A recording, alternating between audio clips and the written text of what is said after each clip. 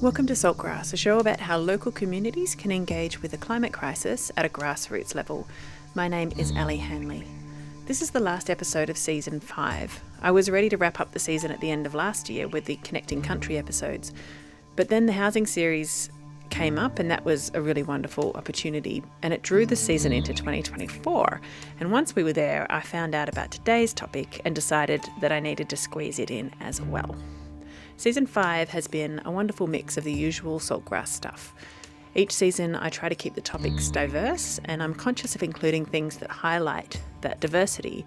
Topics circle back and overlap, but broadly I seek topics that explore themes that include Indigenous perspectives around caring for country, conservation, ideas around localisation, community building, energy transition, food security and waste management, as well as things that are more to do with the structure of our society, like democracy and capitalism.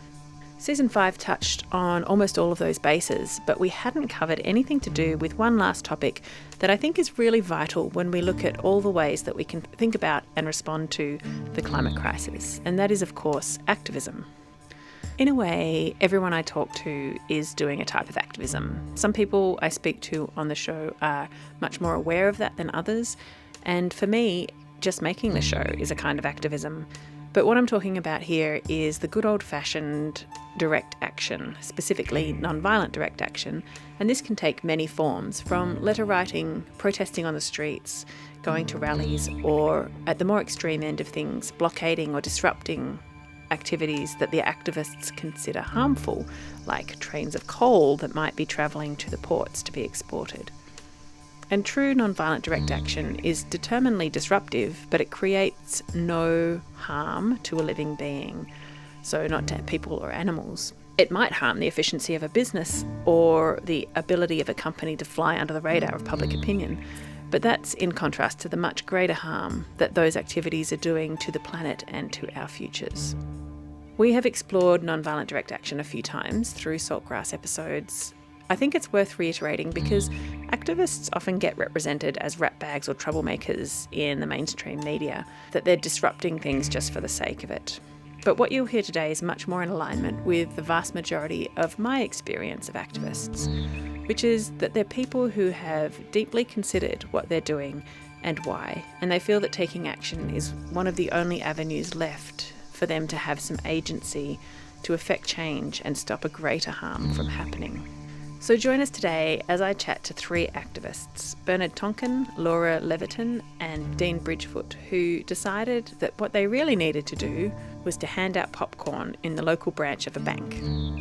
From there, they got arrested and then it went to court. So the court case was earlier this year, and this was just the latest in a string of actions that they've been taking to try and convince our financial institutions to stop funding fossil fuel extraction. It's a bit of a ramble chat today. We swing between what happened on the day, what happened in previous actions, and why they've chosen to do this. As ever, I want to acknowledge that Saltgrass is produced on Jara country, the home of the Dja Dja Wurrung. They've been zero-waste ecosystem guardians and custodians of this land for countless generations and continue to lead the way and generously share their wisdom on how to live here better. I give thanks to them and Anajanduk, the country itself, and Jara elders past and present. Always was and always will be Aboriginal land. Salt of the earth. Salt. Grassroots. Salt of the earth people. Grassroots change. Saltgrass.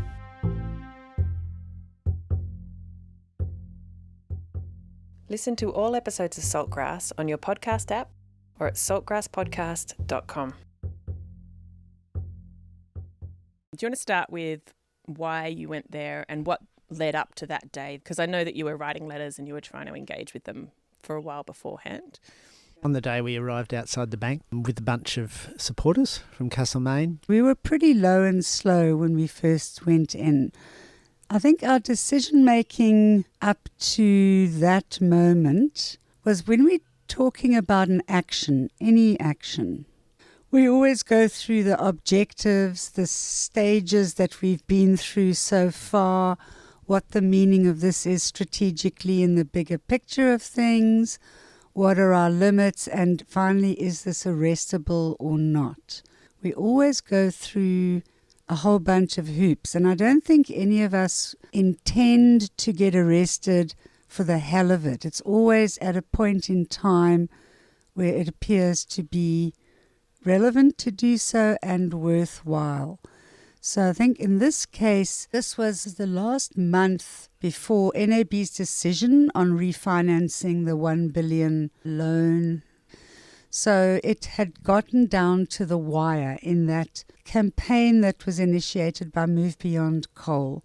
So it was kind of a last-ditch week of action. So who are Move Beyond Coal? Yeah, so they're an Australian group of whip-smart young hipsters. They drink coffee and they talk fast, and they're extremely strategic. Out of the Stop Adani movement and Tipping Points, it's a network campaign. So small groups of individual people in different locations right across Australia, maybe they're in climate action groups, maybe they're faith-based groups. They might receive the information from Move Beyond Coal, and that group tries to be strategic and coordinate these disparate groups of folk to apply pressure to, say, the bank in this instance. Move Beyond Coal had done a lot of research and figured out that the biggest coal expansion planned in the next couple of years was going to be Whitehaven Coal, which is a large coal mining company in Australia, large coal exporter, and they were requiring finance from Australian banks to make it possible to do their mine expansion. So Move Beyond Coal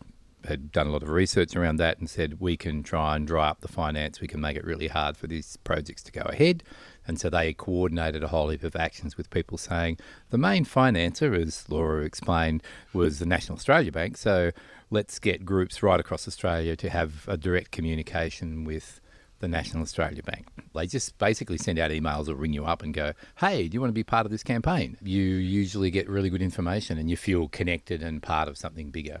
So it's strategic, it's smart. So the action you took was part of their movement? Yeah, totally, yeah. And they'd organised, I think there was 60 across Australia that week. I just want to talk about the previous action to this one occurred in December 2022. And for that action, we always think saving the world should be fun. So the idea that we would show a film in the bank and that we would put tickets for that on Eventbrite so that people could turn up at the bank at the action with their ticket and say to the bank, look, I'm here to see the film being an expose of the greenwashing of NAB, prepared by our favourite local filmmaker supporter, Bergen. It was actually Ben's idea, who's a neurodiverse lad who we work with, and typical of him, he's such an insightful young guy. He goes, I'm an audio-visual person. I like movies inform me. We should show a film. And we all looked at each other, we should show a film in the bank. And then it was, okay, what goes with the film? Popcorn. That was in the December. So there was a build-up.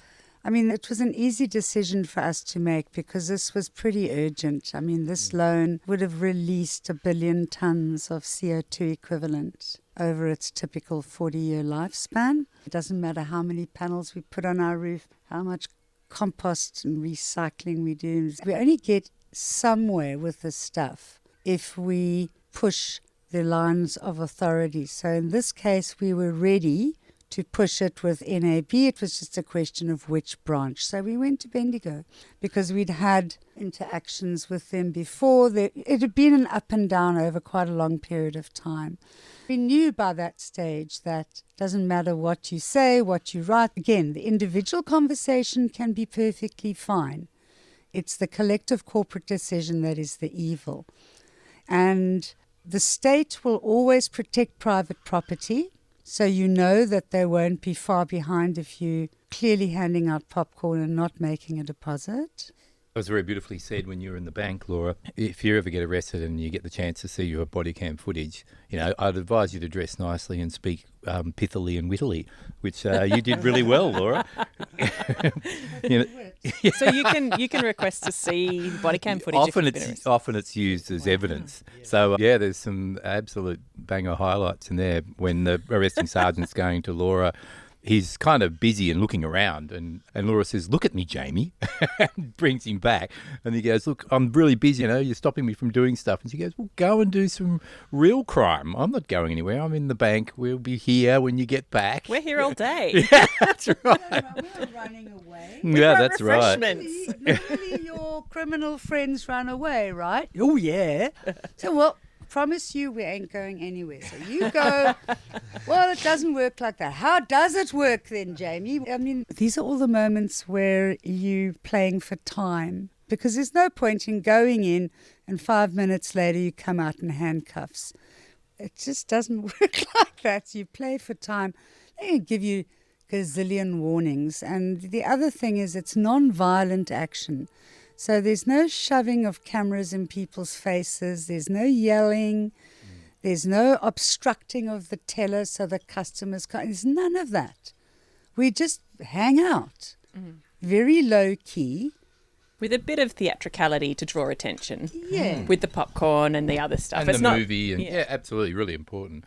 I think the good thing about targeting corporates is, and you touched on it, Laura, the corporates have huge, disproportionate power of decision making, and they're not elected, and they're difficult to have communications with because they can ignore you, as we found out, because you write them letters and they ignore you, and you go into the bank and you talk to the nice manager and they talk to you and then they ignore you, and so they continue to ignore you. But a lot of those corporates do have physical presences somewhere. A location, yeah. And it's very hard to ignore someone when you're standing in the foyer of their bank or in 60 branches across Australia, in the case of the day that we were arrested. And so it's a much more powerful direct communication with people who usually can ignore you. And I think that's really valuable, and it's a much more direct and empowering form of communication, even though it's kind of theatrical and even though it's through the medium of the local bank manager who doesn't have any direct power. The banks are pretty soft targets, and it's a form of activism that's very accessible. So in 2017, we occupied the Westpac branch in Bendigo with about 100 people who caught the train one day from Castlemaine, joined by Bendigo supporters. And we had some brilliant de-escalation tactics. One developed by one of our colleagues where she squeezed a rubber chicken, which makes a squeaking noise, and everyone froze at that moment in the bank. And so we had 50 people inside the Westpac Bank in 2017, 50 people outside. And the 50 people freezing created this sort of zen stillness and peace in the bank. And then we had the regional manager on the phone saying, "Oh, you understand if you don't leave the bank, you might get arrested." We said, "Yes, we understand we might get arrested." So they would have had to arrest 25 primary school kids and their parents. So I think next time we need more people in the bank. And yeah, on that occasion, the police came and went. They could see everything was peaceful. And then a week later, Westpac said they weren't funding Adani. And we'd been one of about 3 big actions like that, as I understand it, nationally.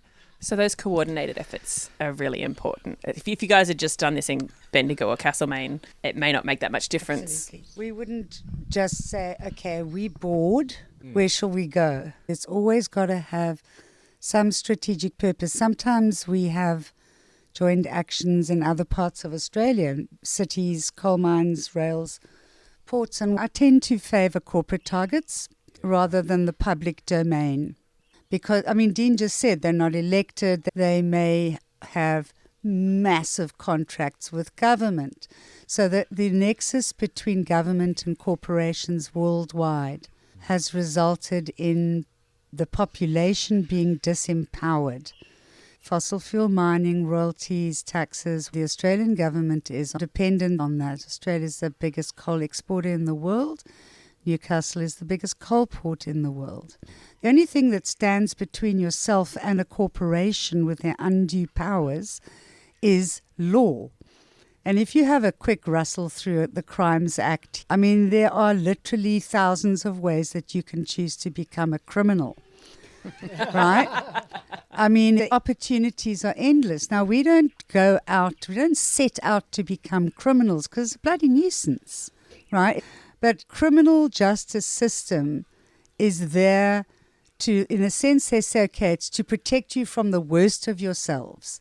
Because without criminal control, it would just be a troop of baboons. Yeah, we would be.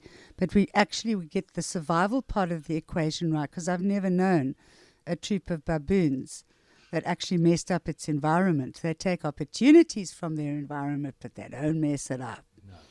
So that's the issue, is that the law is there to control us from, in this case, keeping corporations from doing their worst. So if we can't see a case for ecocide, which is what NAB's proposed loan would have been, there's not much entertainment value or integrity in doing it. We don't go and graffiti police cars because there's no point. What for? That's just being a brat. This stuff is about a message, and we won't do it, and we don't do it unless we're clear on the point and purpose of it. Then it becomes a question of how much authority are you prepared to kick over, and which section of the Crimes Act are you willing to go down with. And what's your strategic communication look like? So yes, shutting down a coal port is a direct communication to the owners of the port and the exporters of the coal mine. And so what's the criminal consequences of that? It can vary, because you can shut down a coal port in loads of different ways depending on how many people you've got as well. And I think, Bernie, you touched on that with the bank. The bank in 2017 was definitely an arrestable action, but there was 100 of us in the bank. 4 police rock up. They're going to arrest 50 people? They're not going to arrest 50 people. They ring Melbourne. They go, shit, we've got 50 people. What are we going to do? And they go, well, we're really busy. We could send a tac squad up. It's going to take 4 hours. You're going to need 100 police. It's so numbers is hugely important, and what's your attempt at communication. And so I guess at the National Australia Bank in 2023 it was post-COVID. We didn't have 50 people. So you've got to make that communication with what you've got. So we had about 20 of us, and quite a significant number of those did not want to go into an arrestable situation, which is totally fine. So then it becomes a matter of who's willing to do that. Is it strategic? And that was our decision-making, I think. And so in terms of going in there and making that choice to be one of the people who's prepared to be arrested, what did that look like for you in terms of the decisions you made? I did a bit of study in environmental advocacy, and one theorist said that social movements build power by their ability to disrupt business as usual. Yeah. So getting arrested, refusing to leave, forcing the police to come, in December 2022, the bank shut its doors. So we actually effectively shut down the bank at the end of the day for about an hour or so. So disrupting business as usual sends a message to the decision makers that we're trying to place pressure on. And the Westpac occupation, the 50 people did reputational damage to the bank for 3 hours while television came and interviewed the kids. It was very disruptive to the bank's business. And did you invite the media on that occasion? Yeah, we always do so that media. Was part of your campaign. Yeah. And you always tell the police. Bernie went into the police station in Bendigo the day before and said, we're going to go to the bank. We'll be there. We've got popcorn. Because you don't want the police to rock up to a situation where they don't know what the hell's going on. And the same, we went into the bank and said, we're showing the movie here tomorrow. Here's some tickets. We're going to bring popcorn, but you might want to get some chairs, and you can book online. Look, there's the link. We'll save some spots for you. so they know that it's coming. But it's also super important, because I could imagine it would be stressful being in a bank. Not that they carry cash much anymore, but they are places where crazy stuff can go down. So it's important that they know that you're coming and they know what's going to happen, if that makes sense. That's part of the process, isn't it, of that non-violent direct action, is being really clear about your intent. I think it's different if you were planning an action where you're going to stop a coal train or a coal port, because that may require a degree of secrecy in its planning and execution initially. But these kind of direct corporate communications, not so much. I think if you're going into the Woodside offices in Perth, that would be different, because I think their security would be really intense, and they're super litigants and would probably do everything they possibly can to raid your house beforehand and do all sorts of stuff, which is what they do. So some of those corporates are really bad news. I don't think the National Australia Bank is in that. I think they like to put a friendly face. They'd love to loan money to Woodside, but I don't think they would necessarily justify Woodside going after you. And also, ultimately, the National Australia Bank needs people to sign their mortgages up with them. Trust them. That's exactly right. And so that's they why need they're that positive such public a good- image. That's why they're such a great target. Yeah. And I mean, you see the same thing, Total Energies in France. It's a totally lovely organisation. We're French. We've got French pension funds on. We're really nice people. We're building a big pipeline in Uganda. We're displacing 100,000 people. We know lots of people are being killed and lots of Ugandan activists are being shot and murdered and stuff like that. We understand all that. But that's not us. We're nice guys. We don't do that kind of thing. We just fund it. We just fund it. That's right. We're not holding the gun. We're oh just my driving God, the car. no. That's right. That's right. So if we give them $1 billion and they happen to spend a couple of 100,000 disappearing people, well, not my problem. Any self-respecting bank does some risk management, and all they're really interested in is what are the chances of default. So commodities are very, very quick to fluctuate in terms of prices and profitability, but the trajectory for coal is negative, for coal as a return on investment. So the risk to a bank, apart from reputational damage, which is certainly part of what we talk about, there's something palpably stronger about being an ecocidal maniac than being a trespasser. So we say, well, they're order of magnitude more criminal. The law just hasn't caught up with it yet.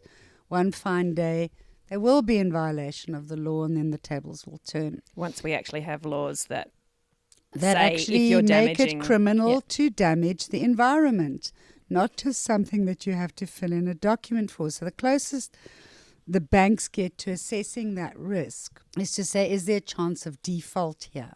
And in the case of Whitehaven, because they're so undiversified, only coal, it started to look unviable to the NAB. So sometime between us being arrested and us going to trial, which was nearly a year, NAB did not grant that loan. They pulled out of it.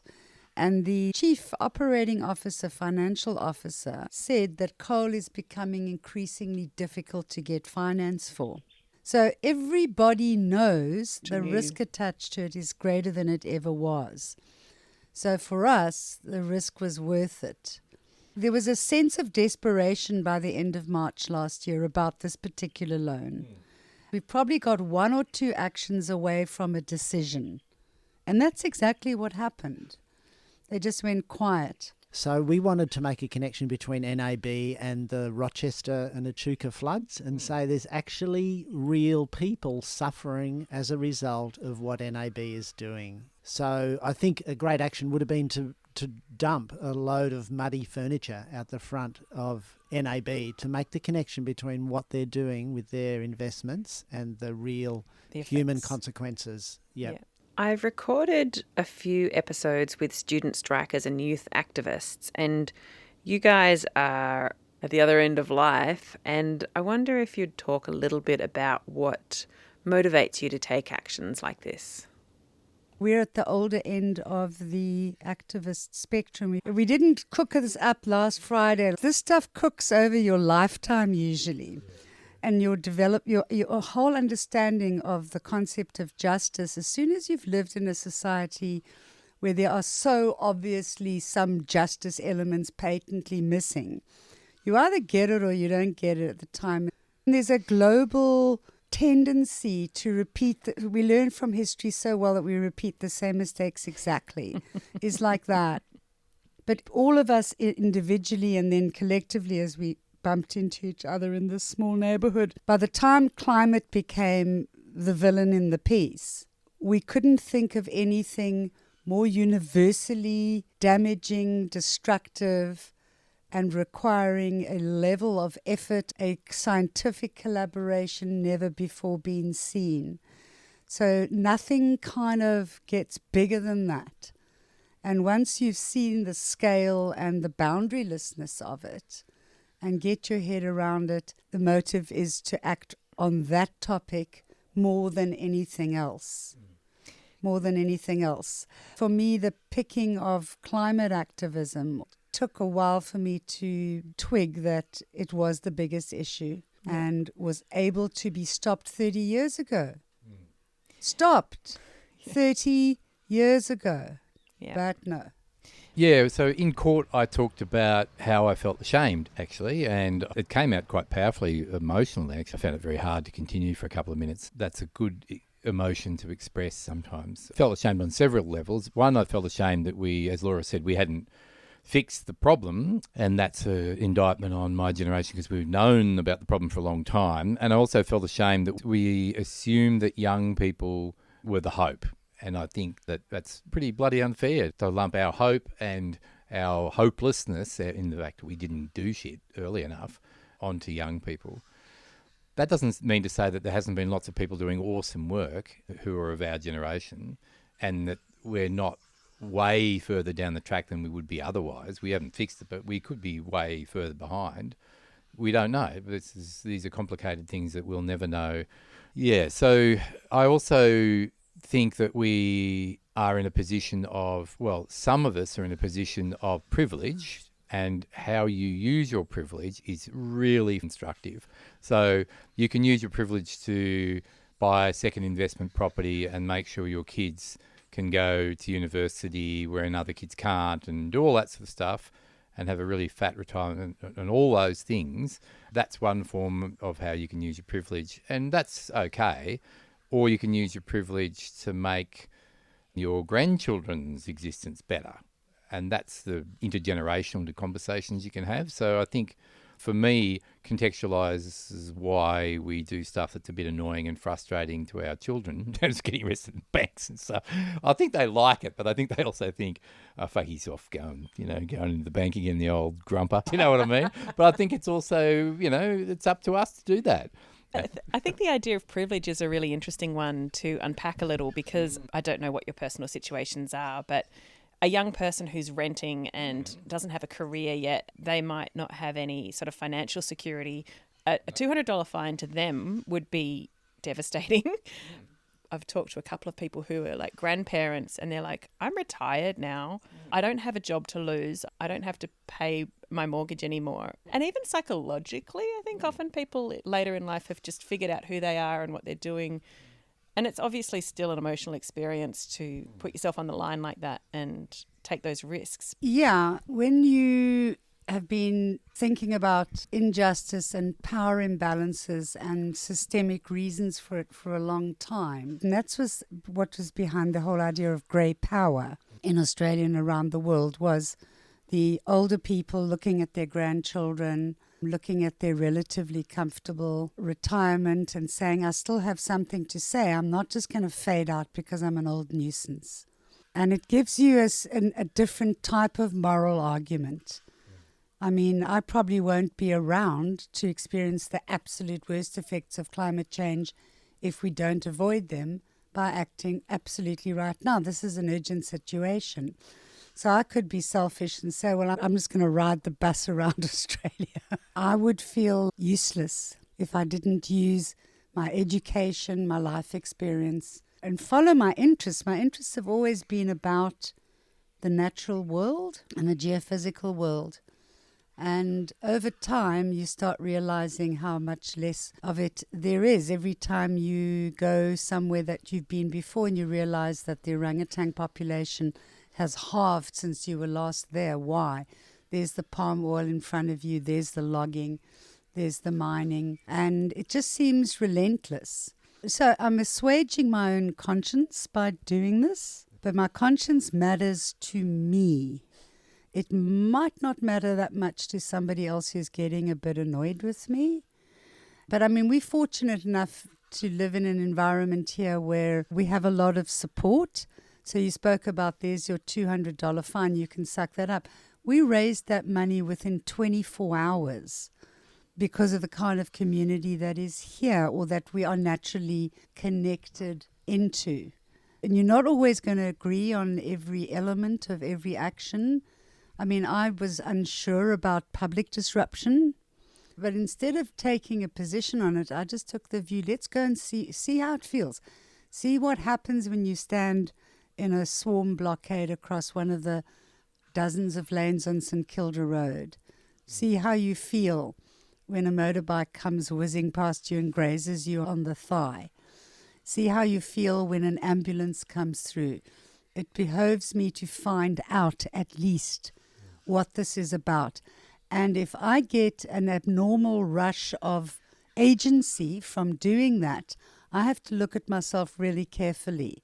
Do people get corrupted by the idea of disruption as much as they would if they were flat out criminals? And you've got to work these things So are they getting through. a rush from it? And Yeah. in that case, is their motive pure about why they're doing it? You know, I don't know whether it's the rush and therefore you do it because of the rush, or whether are you able to evaluate strategically whether that's working or not? How do we evaluate how strategically useful it is and what are our objectives and what's the story we're telling out of it? I think what's useful for the groups like the Move Beyond Coal is they do have an evaluation process and they do go through that, and they're quite rigorous about communicating that back to the groups that participate. And so I think maybe that's a bit more kind of nerdy, but I think it's useful to learn how do we evaluate the impacts of our actions. And if you don't have a strategic objective that's measurable, what are you trying to achieve? Is it a narrative-based campaign? So how do you know if your narrative's working? So they're really important things to discuss, I reckon.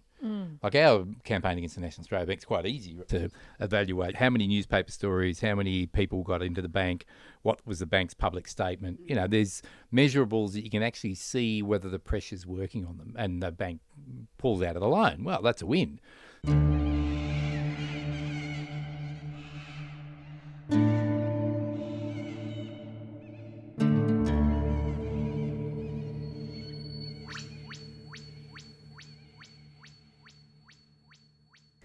At this point of our conversation, both Bernard and Laura had to leave. They had other engagements, but Dean stuck around and chatted to me about what the court case was like and what the process of preparing for the court case was like.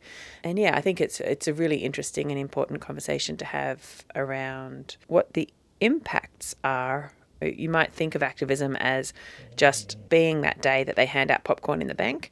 But actually, the activism is very much about what happens after that in terms of how you handle any consequences of taking that action. So I wanted to go into the experience of being arrested. Sure. And your willingness to be arrested. Yep. Because I think in a lot of people's minds, it's really scary. So the decision making around whether we were going to leave, we didn't go, oh, we're going to get arrested. We just thought, no, we're not going to leave until we get a chance to have a more powerful and unignorable conversation with the bank. But you knew that an arrest may happen in the process of doing that. But I think there's a distinction to be drawn between I'm going to get arrested today and what's our strategic aim today. One of the consequences of that strategic aim is we might get arrested. And they could lock the bank and lock us in. Well, fair enough. They could call the police and the police could mill around for a couple of hours and tell us to go, and we could say, no, we're not going. And then the police can go, oh, well, they're hanging around. You've got security. Call us if they get rowdy. Or the police could come along and go, you got to leave. And we go, no, we're not leaving. And then they go, well, we're going to arrest you. And we go, yeah, we're not leaving. And so then they arrest us. So there's lots of outcomes that were possible on that day. And you role play all of them. But you're trying to have agency around what your objective is on that day. And our objective is to make sure the bank knows that we're not leaving. We're not going to be ignored and you're going to have to deal with us. And what do you feel like the vibe was of bank customers who came in and saw you handing out popcorn? Well, look, it's hard to say, but on the body cam footage, it looks extremely peaceful. There's three old dudes handing out popcorn with some posters about greenwashing and how the bank is complicit in funding fossil fuel expansion and floods in central Victoria. So we talked about Echuca and Rochester and Lismore and Eugowra and all those places that had been flooded very recently up until this is the action in 2023. So those floods happened late 2022, including in Castlemaine. And so that's part of what we were trying to do inside the bank. And when you have a look at customers, it's kind of a bit confronting, but we're not stopping them from doing their business. And people would often come over and talk to us and go, what's going on here? And we'd just say, oh, we're doing this. I think the bank manager made it very clear that some of the bank staff felt really uncomfortable. And he looked uncomfortable. And in cross-examination, he looked uncomfortable. And I find that's a bit difficult for me to reconcile, that you're causing some psychological harm and distress to people. And I don't have any easy answers for that. Yeah, we it's did give them interesting, isn't lots it? of warning, and we Yeah. did say we're here peacefully, and we did have props, popcorn. We're not shouty. We're older people. We're being very reasonable in that sense. So I guess you try and minimise the psychological impact on those people. You let them know we're coming the day before, all that. We Yeah. know that he had a conversation with his senior management the day before. We knew that they had organised security personnel. We know that some staff members didn't want to come in that day. We know that they'd had a region-wide Teams meeting between all the regional bank managers who were going to have actions on that day. It was a very powerful direct communication to the bank. They knew it was going on, Yeah. and that was the power of it. We got to cross-examine all that sort of stuff. Yeah, So great. the bank manager was able to talk about that. We know that he'd spoken to his regional manager at least twice on the day before we were arrested. Yeah. Unfortunately, the stress that we caused to him is real. I felt really sorry for him in the court because they just hung him out to dry. He had to testify. He came into the court, and the courtroom's packed with all our supporters, and there's the cops, and the poor guy's sitting there, and then he has to go up and testify, which is cool, and then we get to cross-examine him, which we did, I think, with respect, but we wanted to know who did you speak to and what did they say and stuff. So they're questions, and they're really illuminating. And then he leaves, and there's no bank lawyer there holding his hand or anything else. The Yeah. poor bastard, they didn't have Yeah. anyone there for him. I thought Yeah. that was piss weak on National Australia Bank. Just Yeah. saying that right now. Yeah. I think he's genuinely a really nice person and trying to do his best. Yeah. Put in a difficult position and not supported very well by the bank. I think it's good to be really clear leading into your action, scenario and role play some of the stuff. So where are we going to stay? If the police just left, how long were we going to stay and what we're going to do? All that sort of stuff. Yeah. Yep. And in terms of actually getting arrested, they put you in handcuffs and put you in the police car? And... No, it was very gentle for us. They just interviewed us. They take you aside, confirm your identity, and then they interview while you're there. And in a trespass case, do you know that you've been asked to leave? If you don't leave now, you may be charged with trespass, that kind of thing. Yeah. And then you go, yes, I know, but I want to make a statement, which is probably foolish, but you can. But if your objectives is to have a communication with the bank and you want to make it really clear, then making statements, it's so obvious you're going to be found guilty of trespass, because you're refusing to leave. It doesn't really matter what you say in a way. But I guess in other actions, you might not want to say much.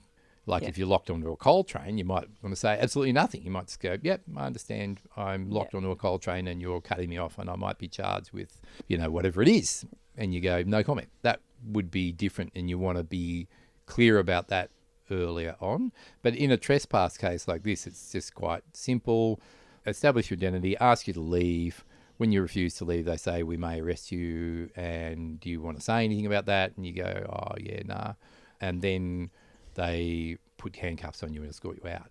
Now, they didn't take us in and bail us or anything else like that because it's such a minor charge. It's a summary offences charge. Generally in Victoria, the police, they know the body cam footage is on. If you're a white person, you're probably going to get treated pretty straight up and down the way the law is for those kinds of actions. And I think that's an interesting point about privilege and why some people have perhaps more ability to do actions like Definitely. these safely than others. Shit, yeah.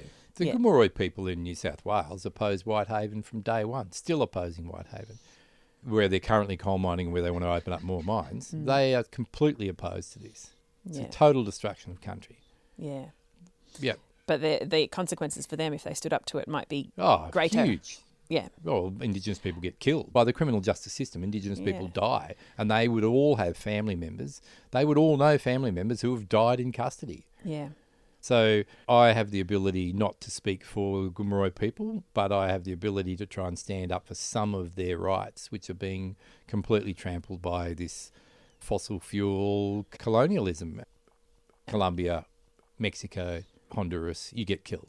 Uganda, you get killed. Yeah. And these are Western companies, well-known, Total Energies in Uganda, Shell Oil in Nigeria. These are not unknown companies. BHP in Brazil, Rio Tinto in Colombia. These are well-known brands. These are well-known brands. These people are getting killed.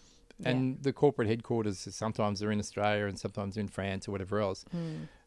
You can't ignore that the fossil fuel industry kills people all over the world. through its impacts on climate, but they also kill people where they're doing the extraction. And they know that people are dying. You can't pretend that's got nothing to do with us. And I think those executives really, are excital. They're homicidal. Yeah. No, there's no excuse, Ellie. There's no excuse for that shit. The next step was, of course, the court case they had to undergo once they'd been charged with trespass. And they decided to take the opportunity of the court case to try on some legal defences that haven't really been used by climate activists in Australia before.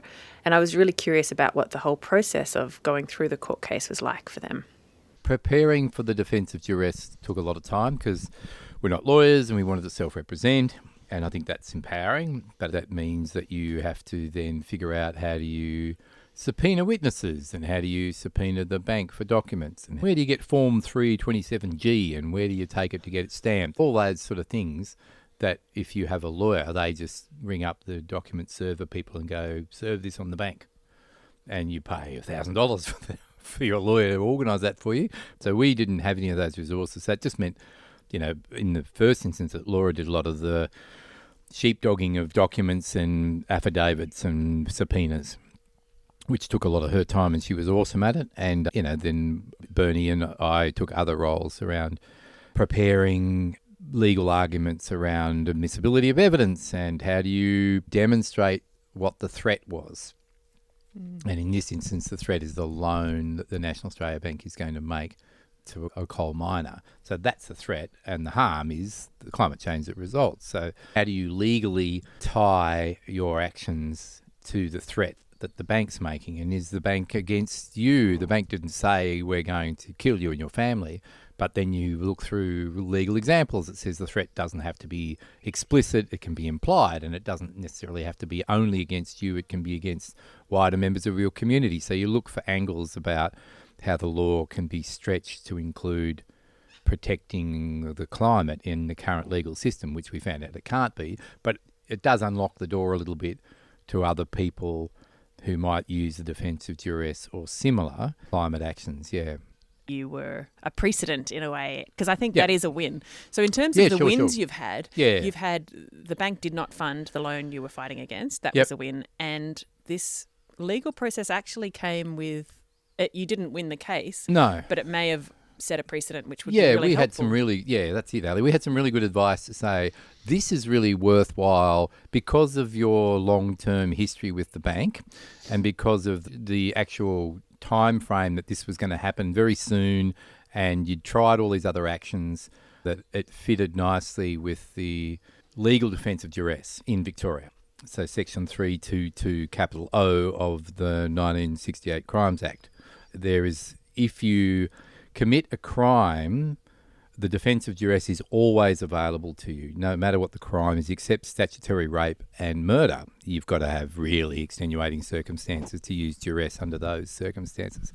But things like trespass or robbery or even assault in some instances, you can have the defence of duress can be your defence against that particular crime. It's not to say that you didn't commit that thing, but that you have a reasonable defence. And so duress basically says you can point to a threat, and the threat existed in your mind, but also objectively existed as well. So it wasn't just a threat that you made up or that you believed was going to happen. Yeah, you weren't just paranoid.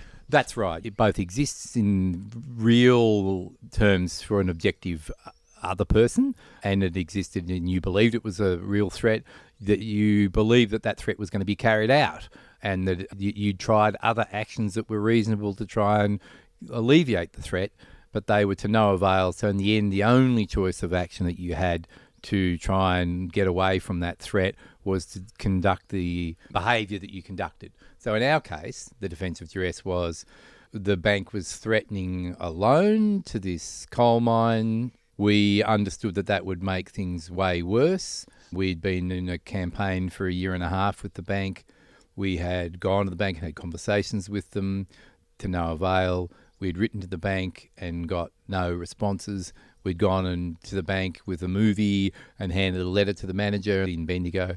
This is in December 2022, and he was extremely accommodating, and he took a handwritten letter and he understood what we were there for, and he said, I'll definitely make sure the CEO, Ross McEwen of National Australia Bank, gets this letter, and that's in December, and we still haven't got a reply. Still waiting, Ross. That's like 2 years. So, all these ignorable actions, we've done what I call ignorable actions for at least a year and a half. So we had a good example of how we tried to alleviate the threat. So, yes, the bank's going to make a loan. There's the threat. Climate change, there's the harm. We've had a long conversation for a year and a half to try and alleviate this threat by legal means. We've gotten nowhere. We've been ignored. So at the end of the day, we know that the loan's going to go ahead unless something happens. That's a really huge threat for us. So the only way that we could see for us to have any agency and stop the loan was to speak directly to the power brokers, and they wouldn't allow that, so we got arrested. Yeah. So that was a defence of duress. We failed dismally, but we did raise the defence of duress as a court. case. The court said, you raised the defence of duress. One of the major points that we fell down on, well, there were 2 points that we fell down on that the magistrate highlighted in her summation. The first one was we failed to nail the bank to the threat, because it was hearsay. Now, even though the bank... As a very specific... we can't claim that this bank is responsible for all of climate change. No, we weren't. Or that specific flood or that specific fire. No, we were not. Yeah. But the psychological impact of that loan, we had lots of expert testimony, the psychological impact of climate change is a real threat that happens to people right now. So they feel anxiety and stress right now. And that has an impact on kids, young adults right now. So there's heaps of studies. 10,000 young people in the United Kingdom got interviewed by Hickman in a study that Dr. Susie Burke talks about. Those people are feeling social pressure and anxiety over the breakdown of the natural environment and the lack of action by adults right now. So climate change is going to go and smash up cornfields in Iowa and cause hurricanes in Townsville. It's doing all that. It's also going to harm people's mental health right now. And so that threat and that harm is happening right now. So we were trying to make that point, and I think that was successfully made. But what we couldn't make, so the harm side of things we could make. There was no dramas, and the magistrate was all over that, and also understood that it definitely had psychological harm on us right now. What's the problem was to try and link the bank as the threatening agent. And so we couldn't get bank documents to say, here's the loan book between National Australia Bank and Whitehaven Coal. Now, that'd be awesome. I can subpoena Mark Vaile, ex-Deputy Prime Minister of Australia, and say, hey, Mark, send us your board minutes for the Whitehaven Coal discussion. And he'll go, see you in the High Court, Dean. And we'll be there for 10 years trying to fight to get those documents out. You can imagine what the National Australia Bank and Whitehaven Coal, how extremely excited they would be to release those court documents. Sarcastic. Yeah. They would be so enthusiastic to give them to a climate activist. They'd be so keen. So they're going to do everything they can to protect those documents and not let them see the light Absolutely. of day. So we were unable. Now, they're in the public domain in that the Australian Financial Review reports on them. So they were in the public domain, but it's still hearsay. Now, what we lacked was either the smoking gun of the bank and Whitehaven Coal documents, which we were never going to get, or expert testimony from an economist. And we tried like hell. All you economists out there who were sitting down making cash for people, why weren't you on our side? What were you doing? So we tried really hard to get a good financial expert or economist to be able to provide us with expert testimony to say, this is the role that Australian banks provide, this is the role that National Australia Bank was probably providing to Whitehaven Coal, this is the implications that it would have, that's the threat, and we couldn't do it. Is that the sort of thing, to be fair to economists everywhere, that it actually would take a lot of research and investigation to substantiate? It might be a PhD's worth of study. But they're out there. Yeah, it is already out there. I think they're out there. I think there would be loads of people who would be able to discuss the strategic and critical role that having a domiciled large bank in Australia plays in the expansion of fossil fuels in Australia. Yeah. That would be bread and butter for them because they make money doing it. Yeah. So there would be heaps of economists out there. I'm not trying to diss them, but there'd be shit tons of them. It'd be like asking a doctor, what's the impact of climate change on health in rural communities. Well, I don't have the numbers right here, but I'll ring up my friend, Jill, who does that stuff. That's her PhD. Yeah. There it is. There's loads of that information. So it is out there. It's definitely out there because it's $1 trillion industry. I think we just didn't know them. I don't move in that circle. Yeah, okay. I'm not saying there are no economists in Australia that have a conscience. Definitely not. I mean, we had awesome testimony from people. Emeritus Professor Leslie Hughes, who is one of the lead authors on the IPCC. She's an Australian botanist and she's a member of the Australian Climate Council, amongst other things. So her list of credentials in her expert witness statement took up 3 pages. And I really respect and admire her for doing that because it's a very small case in a very small country town. But she has publicly come out before and said the people who are being criminalised are the wrong people. We're criminalising climate activists who are just talking about the science, and the people who are running around committing ecocide are not getting any consequences. Yeah, so I think she was just being true to her word, and I really admire that because she's a busy person. She was talking directly to the point. The role of Australian fossil fuel expansion on the climate crisis.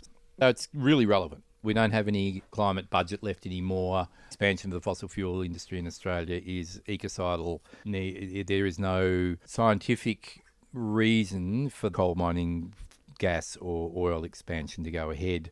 The climate budget might be 100 gigatons between now and 2050.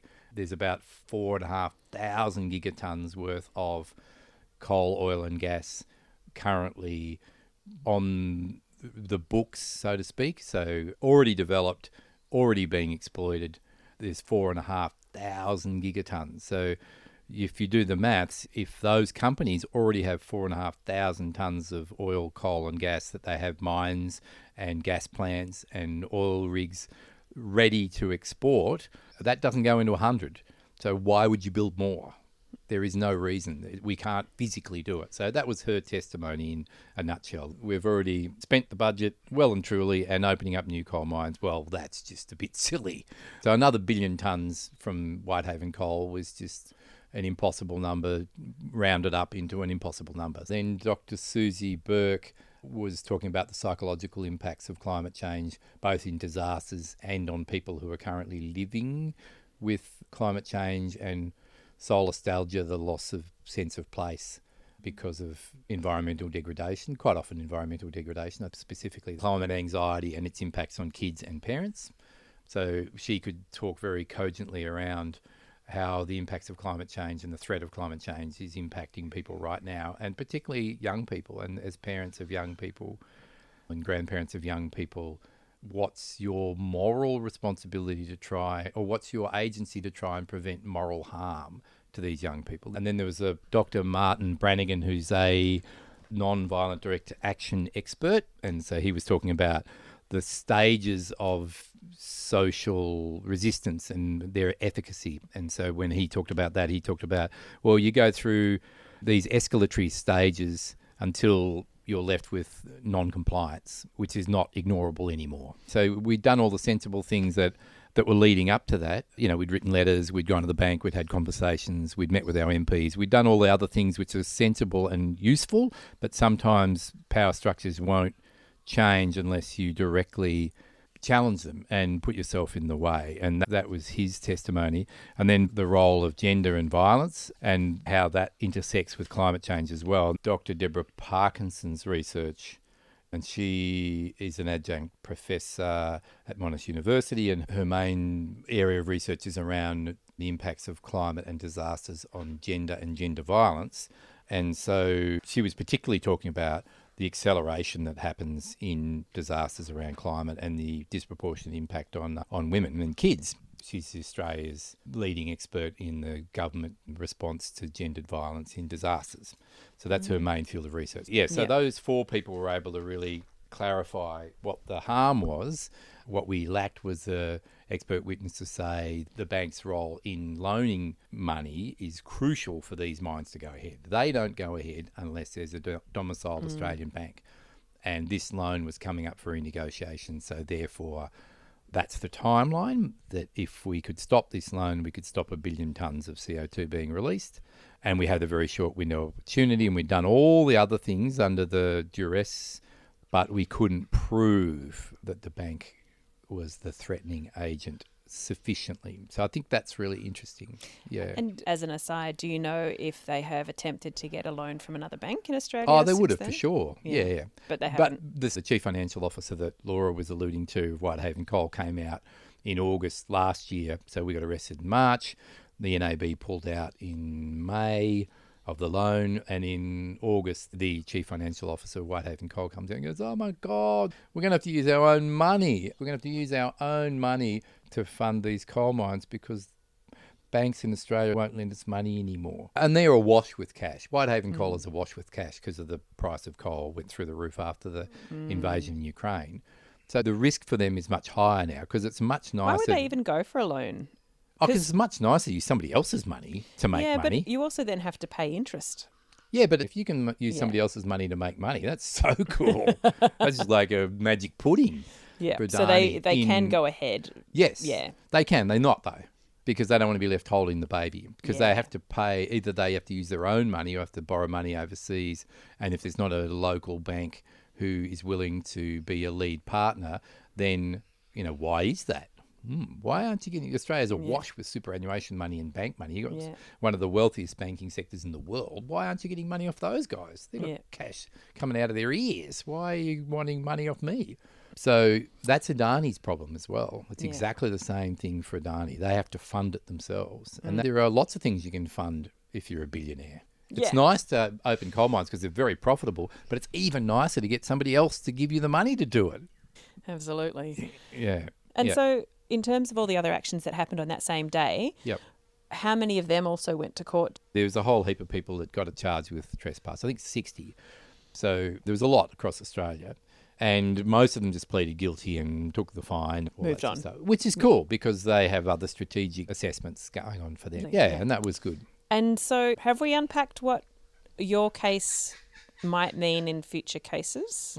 So my understanding is that duress has been used in the UK successfully once with the King's North 6, where they hung a big banner down the King's North coal power station in the UK. And because it was criminal damages, it was a much higher charge. It was a criminal charge, not a summons offence. They went before a jury and they pleaded duress and won. Now, the magistrate was a bit apocalyptic about it, and the conservative press in Britain went berserk about it. But the group of 12 peers, and they went, yeah, it's a good idea. Yeah, shit, yeah. So isn't that amazing? That's amazing. So that worked. Because ours is a statutory offence, you only go before a magistrate, and the magistrate probably, in our instance anyway, was able to hose us out of court. But that doesn't mean that that defence is not valid and can't be used strategically in the future. Now, if you're going to use it for something that was not a statutory offence, that was a criminal offence, like the people in the UK got charged with, and like some of the people here in Victoria have been charged with, and in New South Wales and stuff, probably want to get really good legal advice. You probably don't want to get me to self-represent you. But the defence of duress is real and usable, and I think if you were in that situation, you could mount a very credible defence, particularly if you got the right legal team around you and the right expert witnesses and others to produce the evidence. So definitely doable. Absolutely, yeah. And so is this the first climate case arguing duress in Australia? Yes, as far as we know, yeah. So we lost the first case of duress in Australia. I'm a proud loser. But it's also it's great to have put it on the table. Oh, yeah, totally. And the magistrate was extremely thorough. So credit to the Honourable Metcalf. I think she was very careful to make sure that we were given opportunities to raise the defence as self-representing people, because we don't know how the court works. So she was really patient and able to guide us through how you self-represent, and I respect her for that. That was really helpful. I think the criminal justice system in our instance worked well in enabling us to try and work through those things. And she did it by the letter of the law, and by the letter of the law she was right. But she also said, hey, this is a reasonable defence. You had a crack, you failed on these points. Yeah. So I think she highlighted in her findings where a successful defence of duress might be able to be used. Now, what could then happen is the Victorian government could just go along and change Section 322 of the Crimes Act and make exceptions for duress might be statutory rape, murder, and climate activism. Yeah. They could easily amend it. So do you know what I mean? It's not like you would win and therefore we've got a legal precedent we can go and smash the fossil fuel industry. No, but it does mean that you can prosecute a really strong case. If it was going to take down the fossil fuel industry in Australia, they'd make sure they closed that loophole. But it's worthwhile to be able to put them on notice in court as well as in their foyers and other places. Yeah. You asked support of the community, not just in dollars, but presence in court and in the lead up to the case. Do you want to talk a little bit about what you were asking of the community and what the response was? Yeah. After COVID, a lot of climate activist groups and other civil society groups had a lot of wind taken out of their sails. So this campaign took place in 2021, 2022, 2023, all at that time during the unfolding of COVID. And so then the court cases in 2024. And so what we were asking people was to understand why we were doing it and the support to come along, because it's a bit lonely sitting in court and it's very intimidating in some ways. So to have a room full of people who love and support you and say what you did was right and good on you is actually really useful, because the court system is about the exercise of state power. And so it's all security guards and airport-style security to get in, and then the magistrate and bowing to the magistrate, and the prosecution's very obsequious to the magistrate, but they're mates, and they say, "Good morning, Your Honour," and Your Honour says, "Good morning" back to the police sergeant, but you don't get a good morning, all that stuff. It's all, and I'm not dissing that, but it is intimidating. So having people who are there in the courtroom to support you is really powerful. And it was a 3-day trial. Yes. And so then having people who are rocking up every day, and also understanding that you don't have a lot of time to spend with them. Their role is to be there and to let you know that they're there. But I don't have time to have a discussion about the nuances of what the prosecution witness just said, because my head is trying to get into the next thing. If you're self-representing, if you've got a lawyer person representing you or people, then it's probably slightly different. But in this instance, if you're supporting somebody who's going to court around climate stuff, ask them what support they want. And some of it might be, in our instance, was like, bring popcorn and be out the front. Throw back to the bank. Throw back to the bank. And bring banners and posters and stuff about the bank. Yeah. It's not about the legal system, it's about the bank. And so you can't take them into the court. So arrange a system yourselves. So we had marshals who would help coordinate the roles of supporters and stuff. We're going to have banners, we're going to do photos at 9 o'clock. Then the banners can go into the car because you can't take them into court, and then everyone can go into the court, and you can't take this stuff into the court and you can't do that. And when you're in the court, you've got to behave like this. And then in lunchtime, we can all get together and have a bit of a chat, but we're probably only going to have 10 minutes to have a chat, because then the three of us have to go and get our heads around. We're now cross-examining the police sergeant, and we've got to go through his testimony. It's all that. Yeah. And I think it was already mentioned that you did a little crowdfunder. Yes. So the other side of community support was financial. Cash. And that was a really quick. Yeah, that was great. And so people just came out of the woodwork and supported all that.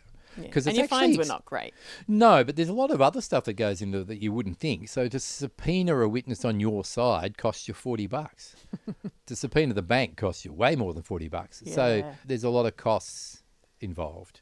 And one of the things the court did that was interesting was the magistrate directed the prosecutor not to give us legal advice, funnily enough, but to give us guidance around court process if we wanted to, and that was a publicly visible thing to her through email, which was nice of her. That was good. So we had the court registrar that we could ask questions, but like if we wanted to ask the prosecutor about when you're going to submit the body cam footage and all that kind of stuff. And one of the questions was, look, we're having trouble subpoenaing. We didn't want to tell him we were subpoenaing the bank, but we're having, how do you subpoena evidence in this instance, how do you go about it? What forms do you use? The Yeah, court yeah. registrar's not being very helpful. And he said, I get my evidence procurement department to do it for me. So, Also not very helpful. also not very fucking helpful. So he was an interesting guy. It was a bit like, well, my evidence procurement department is just busy feeding the dog at the moment. So can you give us a heads up? That's hilarious. Anyway, so my kind of long answer to that is there's quite a lot of costs involved even in self-representing. Now, obviously, if you've got lawyers, that's just, another cost escalates. again. Yeah, but even in representing yourself, if you have to try and subpoena evidence or even witnesses on your side, Yeah. you can't just call them. You have to actually summons them, and you have to get a witness summons, and that requires you to go to the court registrar and give them their name and address, and then take the summons to the person and hand them the summons, and then go to a police station and get a subpoena signed to say that you handed them the summons, and then take the subpoena back to the court. And each stage costs you cash. Yeah, So it all wow. adds up. And these are the people who are on your side, Yeah, that's amazing, isn't it? including the expert witnesses and all that sort of stuff, Yeah, who donated their time for free, and my deep respect for them for doing that. And they Yeah. weren't actually called, though, were they? No, because they were not called because we were unable to tie them to the bank directly, which was part of the missing bank link.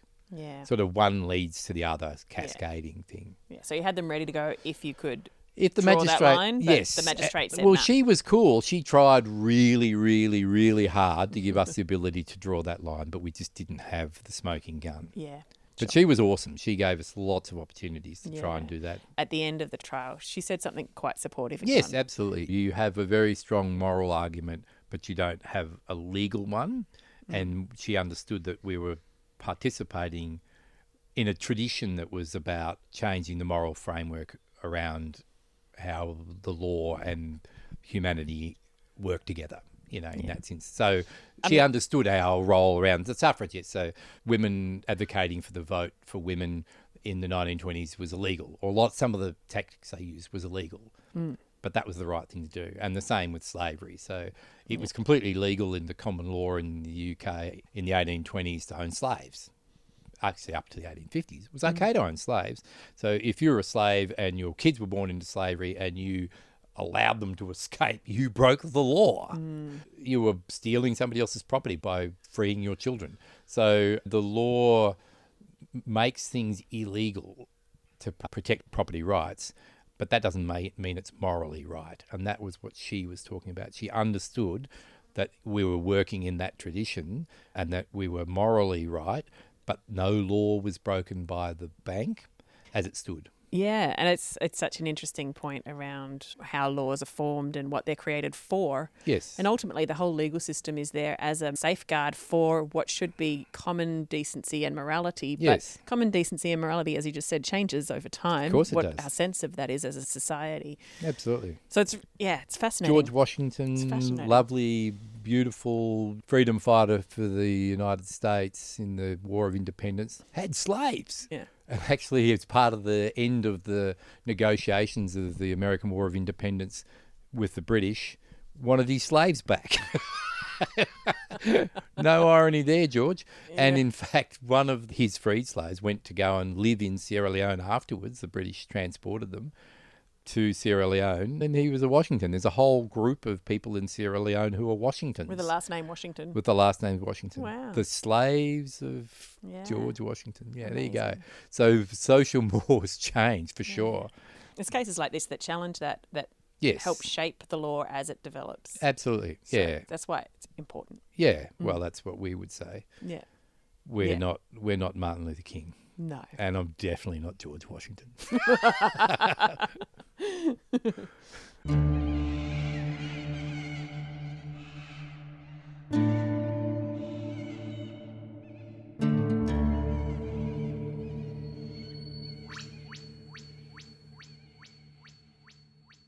So there you go. That was Bernie Tonkin, Laura Levetan and Dean Bridgefoot talking about the day they handed out popcorn in a bank and all that led to. I have links and notes about the show on the episode page on the website, saltgrasspodcast.com. If any of the details of this episode caught your attention, you can head there to find out more. This was a final episode of Season 5. So thanks for joining me for Season 5. It's been a long, drawn-out season, a year and a half in the making, and it's going to be another couple of months before Season 6 kicks in. Season 6 will be all about the desert discovery trip that I took, talking to ecologists and enthusiastic amateurs out in the field in the deserts of Western Australia, counting lizards, moths, bilbies, birds, and anything else they could get their hands on, flowers, pseudoscorpions. So stay tuned to that, but it will be a couple of months before that comes out. Don't forget to get your saltgrass merch. We have ethical organic t-shirts, hoodies and other wearable items, as well as miscellaneous other things with designs by yours truly. Just go to saltgrasspodcast.com and click on the merch tab in the menu bar. You can follow us on some of the socials, and you can subscribe to our email list to get reminders and updates about the show. And don't worry, I really don't send out emails very often. It's at the moment probably on average about once a year. So you will not be inundated if you sign up to that email list. This program was made possible with support from Main FM and the Community Broadcasting Foundation. Find out more at cbf.org.au. My name is Ali Hanley. Thanks for listening. Salt of the earth. Salt.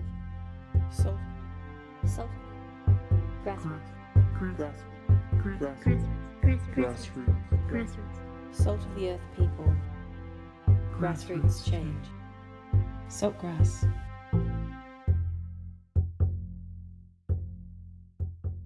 Listen to all episodes of Saltgrass on your podcast app or at saltgrasspodcast.com.